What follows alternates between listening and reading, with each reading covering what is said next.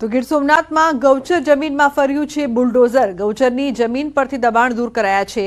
1000 વીઘામાં કરાયું હતું દબાણ। દબાણમાં આંબાના બગીચા પણ હતા, ત્યારે પોલીસ બંદોબસ્ત સાથે કાર્યવાહી કરાઈ છે। તો ગૌચરની જમીન પરથી દબાણ દૂર કરવામાં આવ્યા। 1000 વીઘામાં દબાણ કરવામાં આવ્યું હતું। હાલ કાર્યવાહી થઈ રહી છે। દબાણમાં આંબાના બગીચા પણ શામેલ હતા।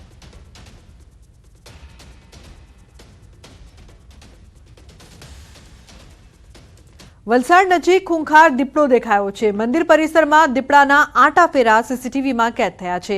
વલસાડના જાણીતા પારનેરા ડુંગર પર દીપડાએ ધામા નાખ્યા હોય તેમ લાગી રહ્યું છે।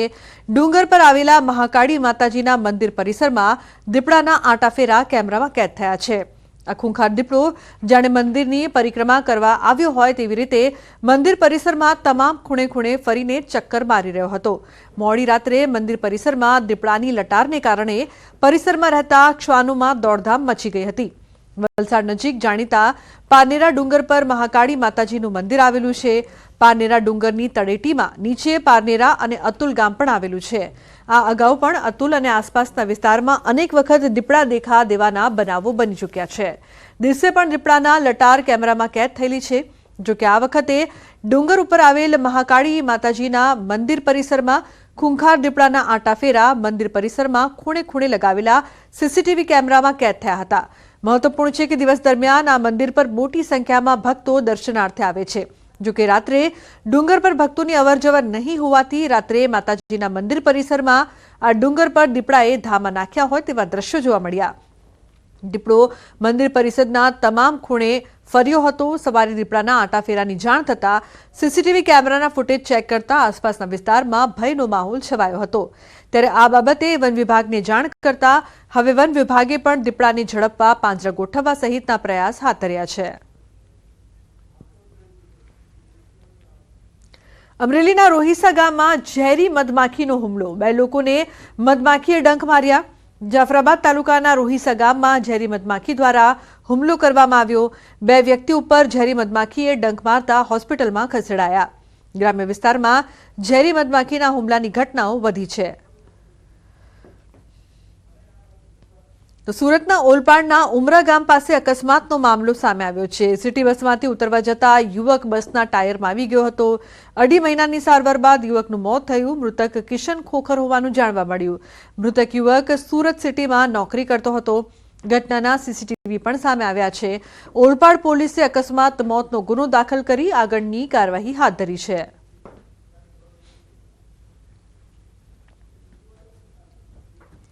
અમદાવાદમાં વધુ એક ખ્યાતિકાંડનો આરોપ લાગ્યો છે। બાપુનગરમાં ટ્રસ્ટ સંચાલિત કાકડિયા હોસ્પિટલ વિવાદમાં આવી। યુવકને હાર્ટ એટેક આવ્યો હોવાનું કહીને ઓપરેશન કરી નાખતા મોત। ઓપરેશન બાદ અરવિંદ પરમારનું મોત થઈ જતા પરિવારજનોનો હોબાળો। મૃતદેહને પીએમ માટે ખસેડી શહેર કોટડા પોલીસે હાથ ધરી છે તપાસ। જરૂર હોવાથી જ ઓપરેશન કર્યું હોવાનું હોસ્પિટલ તરફથી નિવેદન। ઓપરેશન બાદ દર્દીએ ચા નાસ્તો પણ કર્યો હતો। હોસ્પિટલના મેનેજરનું કહેવું છે ફરીવાર અટેક આવતા યુવકનું મોત થઈ ગયું। પીએમ રિપોર્ટ આવ્યા બાદ કોઈ કસૂરવાર જણાશે તો હોસ્પિટલ તરફથી પગલાં લેવાશે। તો ડૉક્ટરે કહ્યું કે ભાઈ એન્જિયોગ્રાફી કરવાની થશે, તો એવું લખો એગ્રી થઈ ગયા અને પેશન્ટને એન્જિયોગ્રાફી કરી। એમાં એક નળી 100% બ્લોકેજ હતી, તો આમાં એમણે સ્ટેન્ટ મૂક્યું ડૉક્ટરે, અને પછીથી એમને સારું હતું, એ બોલતા પણ હતા અને આઈસીયુમાં લાવ્યા। પછી એમણે ચા નાસ્તો બી કર્યો અને પછી કલાક પછી ઇવેન્ટ્સ ફરી પાછો એટેક થયો અને એમાં આ ઘટના ઘટી ગઈ। એમાં કોઈ ડૉક્ટરની કે નેગ્લિજન્સી નથી। તો સોમનાથ મંદિરમાં 29મો સંકલ્પ સિદ્ધિ દિવસ ભક્તિમય વાતાવરણમાં ઉજવાયો। સંકલ્પ સિદ્ધિ દિવસ નિમિત્તે સોમનાથ મહાદેવની વિશેષ પૂજા કરાઈ। સાથે જ સોમનાથ મંદિરના પરિસર સ્થિત સરદાર પટેલની પ્રતિમાને ટ્રસ્ટ પરિવાર અને તીર્થ પુરોહિતો દ્વારા મંત્રોચ્ચાર સાથે પુષ્પાંજલિ અર્પણ કરવામાં આવી।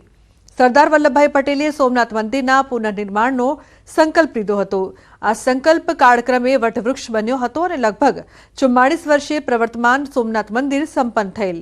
1 ડિસેમ્બર 1995ના રોજ તત્કાલીન રાષ્ટ્રપતિ શંકર દયાલ શર્માએ સંપૂર્ણ નિર્માણ પામેલા સોમનાથ મંદિર દર્શનાર્થે દેશને સમર્પિત કર્યું હતું, જેને લઈને ત્યારથી જ 1 ડિસેમ્બરે સંકલ્પ સિદ્ધિ દિવસ ઉજવવામાં આવે છે।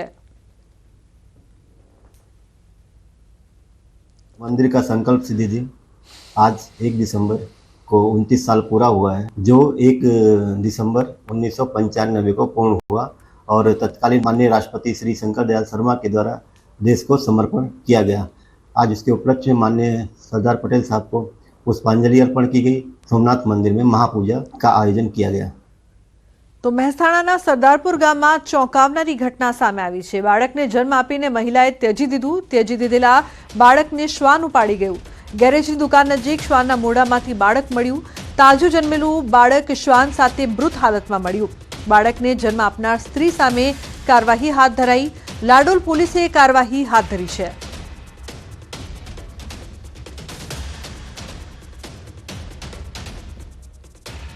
તો બુલેટિનમાં હાલ બસ આટલું જ। તમામ મહત્વપૂર્ણ સમાચાર માટે આપ જોતા રહો ન્યૂઝ 18 ગુજરાતી। નમસ્કાર।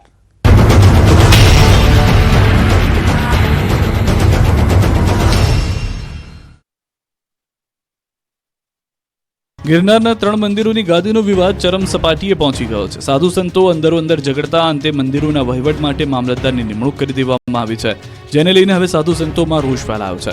અંબાજી મંદિરનો વિવાદ હજુ શમ્યો નથી, ત્યાં દત્ત શિખરનો વિવાદ વકર્યો છે। તંત્રે